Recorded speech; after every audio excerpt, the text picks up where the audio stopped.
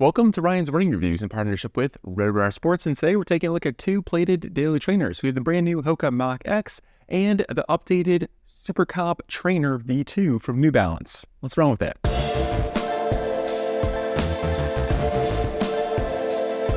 Before we get started, I do want to say these shoes were provided to me by Roadrunner Sports. However, no one had a chance to preview this video, and this file synopsis is my own. I'd also like to say please leave a like on the video and consider subscribing. Here we go. Now, the reason we're taking a look at these two shoes in particular is because they fall into a rather unique category of being a plated daily trainer. They're by no means a super race day shoe, but they're a bit more aggressive compared to your conventional daily trainer. Also, to put these shoes within their relative product lines, we have the New Balance side of the house, which has their SuperComp Pacer, which is really designed for their shorter races. Then you have the SuperComp Trainer, the one we're taking a look at today, basically a daily training option. And we also have the SuperComp Elite, which is their true marathon race day shoe. And then for the HOKA side of things, you have the Cielo, which is their shorter race day shoe, the Mach X, their plated daily trainer, and then their Rocket X2, which is their super shoe, which is why I think these two kind of go together as being plated daily trainers and are a good head-to-head comparison. Both shoes cost $180. The Mach X does not come in a wide edition, while the SC Trainer does. So if you have a higher volume foot, you might want to take a look here as it gives you that extra width option. With regard to weight, the Mach X comes in at 9.1 ounces, while the SC Trainer is 9.7, making it roughly half an ounce heavier. Now, while this is good for a typical daily trainer, it is rather heavy compared to some other shoes like the Saucony Endorphin Speed 3 or the Asics Magic Speed 3. For stack height, this was a little bit tricky. I couldn't really find solid numbers, mainly because HOKA gave all their stack heights for a men's size 9, while New Balance did it the standard way for a men's size 9. The SC Trainer has 40 millimeters in the heel with 34 in the forefoot for a 6 millimeter drop,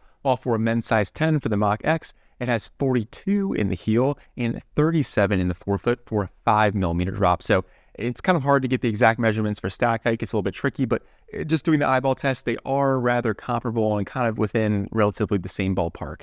Moving on to the upper, the SC Trainer has a very open engineered mesh. You can see directly into the shoe. The breathability is like a 10 out of 10. As far as the fit goes, I will say it is true to size, but the overall volume is very accommodating. So if you have a higher volume foot, the standard width I think might work for you. So give it a shot before you feel like you have to go up to that wide edition. The tongue is incredibly thin and you can just see right through it, helping the breathability even more. There's no foam blocks or padding, so if you have to pull these laces really tight, you will feel a little bit of lace pressure. The heel counter is relatively sturdy with a minimal amount of padding, and I will say the lockdown was pretty good. The overall fit and volume here, like I said, is rather generous, so I did have a little bit of sliding, especially compared to the Mach, which had a bit more of a traditional, kind of more snug feel to it. But overall, I was quite happy with the fit and lockdown, especially because it gave my toes plenty of room in the toe box. The Mach X has acrylic jacquard mesh, which is also very breathable. It does fit true to size, but has a more snug fit and feel compared to the SuperComp Trainer.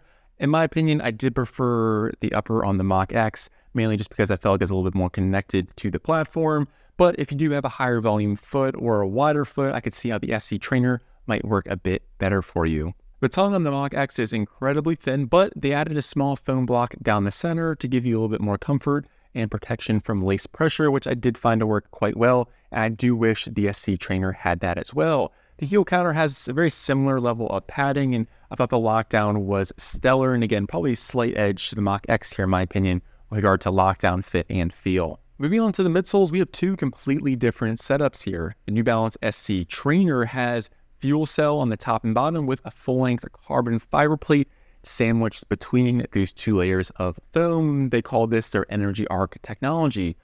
On the other side of the house, we have the Mach X, which has a P-Bax plate, basically a plastic plate, sandwiched between a top layer of PEBA foam, the same kind of foam we see on the Rocket X2, HOKA's super race day shoe, with a bottom layer of EVA foam, which is a bit more traditional and kind of helps stabilize that really soft and bouncy PEBA material. I will say when trying these two shoes, the fuel cell foam on the SC Trainer is softer and bouncier, and that carbon fiber plate does a good job kind of stabilizing this foam, as well as the fact that there's this massive kind of cutout down the center, so as you compress the foam, it kind of spreads apart. I was actually surprised at how stable this felt. I didn't really feel like there was a whole lot of sloppiness to it.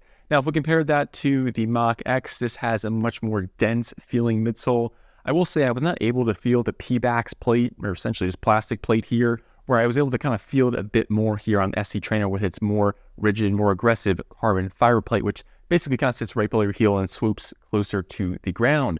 But with that being said, I will say probably the front quarter of this shoe on the SC Trainer feels a bit more firm and just a bit more harsh compared to the Mach X, where you have this massive thick slab of PEBA foam that's, again, just directly under your forefoot. This may be obvious, but I'll go ahead and confirm the carbon plate in the SC Trainer is noticeably more stiff and rigid compared to the Pebax plate in the Mach X, which is a bit more forgiving, just has a little bit more bend to it. And to add on to that, I will say that the toe spring and rocker geometry is a bit more noticeable on the SC Trainer compared to the Mach X with its early stage meta rocker. So which of these two shoes do I think is the faster option? And I will say before I tell you, I do think the Endorphin Speed 3 and the Magic Speed 3 are a little bit faster than both of these, but between these two shoes, I'm going with the Mach X for being the faster edition, mainly because it's over half an ounce lighter, and the midsole, while it is a bit more dense and you have an EVA foam that does restrict the PEBA experience, feels a little bit more compact compared to the much larger and I'll say bulkier midsole we see here on the SC Trainer. I will say I absolutely recommend both of these shoes. Unfortunately, I didn't get to try the SC Trainer V1. According to my friends, they said the midsole was a little bit bouncier and a little bit more fun on the first version, but the upper was a little more annoying, so we get a better upper, and the midsole's been tamed just a bit. But for the SC Trainer, more bouncy in the heel and midfoot compared to the Mach X, although a bit more firm towards kind of that front part of your toe off, especially because the Mach X has a lower drop, which means I think you get a bit more foam in the forefoot, plus they add just a thick slab of that PEBA material up there. The SC Trainer, in my opinion, while not as fast as the Mach X, was a better just kind of daily cruiser. The carbon plate just kind of helps you manage that large, bulky, soft midsole and just kind of keep on rolling. I kind of liked it for those runs. While if I wanted to kind of pick up the pace or have a little bit of a faster tempo, I think that's where the Mach X really shined through for me. Moving on to the outsole, solid amount of rubber coverage here. The SC Trainer does have a bit more width to it in both the heel and forefoot, although I think the Mach X has a little bit more ground contact just because you have this hollowed out section down the middle and towards the heel area, which allows for that greater compression towards the back of the shoe.